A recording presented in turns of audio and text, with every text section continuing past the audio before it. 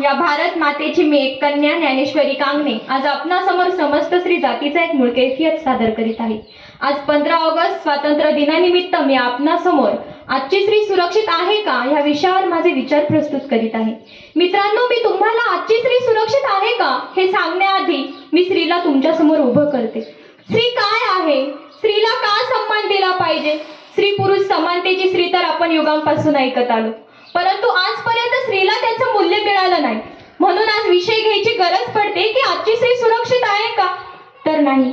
कारण या समाजानं युगापासून स्त्रीची 2 घरांमध्ये विभागणी केली, परंतु एकही घरात तिचं नीट अस्तित्व टिकू दिलं जात नाही। वडिलांच्या घरात लोकांचं म्हणून तर पतीच्या घरात परक्याचं म्हणून, म्हणजे आजही स्त्री राहणाऱ्या घरात सुरक्षित नाही। मग सांगा ना, कशी असेल आजची स्त्री सुरक्षित? मी म्हणत नाही की आज प्रत्येक स्त्री राहणाऱ्या घरात सुरक्षित नाही, परंतु जर हा समाज प्रत्येक गोष्टीत 100% विकास करत आहे, तर स्त्रियांच्या बाबतीत फक्त 20 ते 25% का हा समाज विकास करत आहे? का स्त्री पुरुषांची बरोबरी करू शकत नाही का?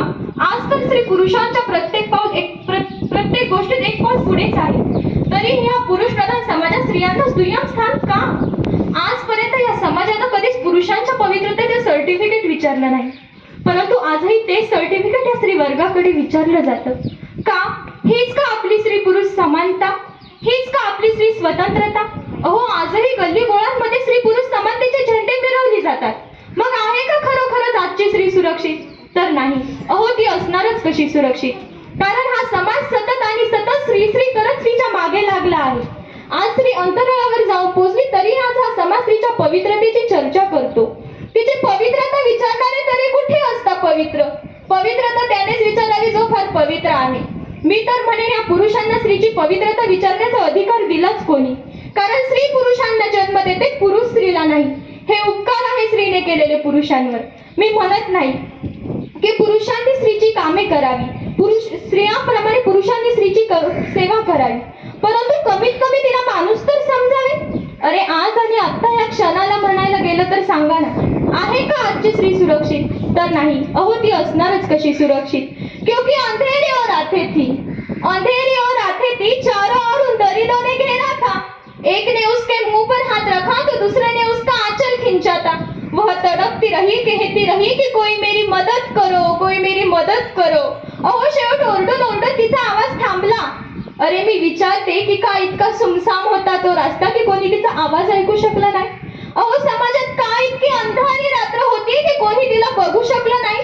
अहो, उलट हा समाज स्त्रियांना दोषी ठरविण्यासाठी तिला विचारत होता की का निघाली इतक्या रात्री बाहेर, का नव्हतं तुझ्या सोबत कोणी? आणि पुन्हा वर तोंड करून हा समाज बोलत होता की मेकअप केलेला होता, छोटे कपडे घातलेले होते। अरे, ती कागद होती, ओरडत होती, हे बघण्याआधी असं बोलणाऱ्यांना लाज नाही वाटत?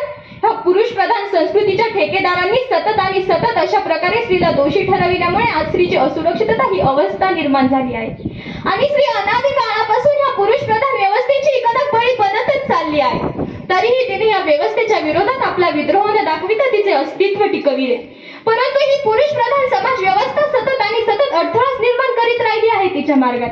अशी कितीतरी उदाहरणे आहेत की कित्येक कॉलेजांमध्ये उच्च प्रतीचे स्वप्न घेऊन आलेल्या मुलीवर देखील ही आजकालची मुलं खोटारड्या प्रेमाचा दिखवटा करून तिला उद्ध्वस्त करून टाकतात। अर्थातच स्त्रीच्या मार्गात निर्माण केलेला अडथळाच। या पुरुष प्रधान संस्कृतीच्या ठेकेदारांना जर तुम्ही सतत स्त्रीच्या मार्गात अडथळाच निर्माण करत राहिले तर या समाजाचा विकास कधीच घडू शकत नाही।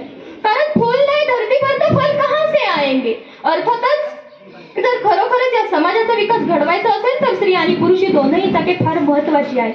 म्हणून आपण सर्वांनी स्त्रीबद्दल थोडा विचार करून वागलं पाहिजे, जेणेकरून स्त्रीला आपल्यापासून असुरक्षितता निर्माण होणार नाही आणि मग असा प्रश्नही उभा राहणार नाही की आजची स्त्री सुरक्षित आहे का? मित्रांनो, जाता जाता कळकळीची विनंती करून इतकंच बोलते, स्त्रीमध्ये निसर्गाने ठेवलाय तेवढाच फरक राहू द्या। बाकी सर्व बाबतीत खांद्याला खांदा मिळू द्या। धन्यवाद।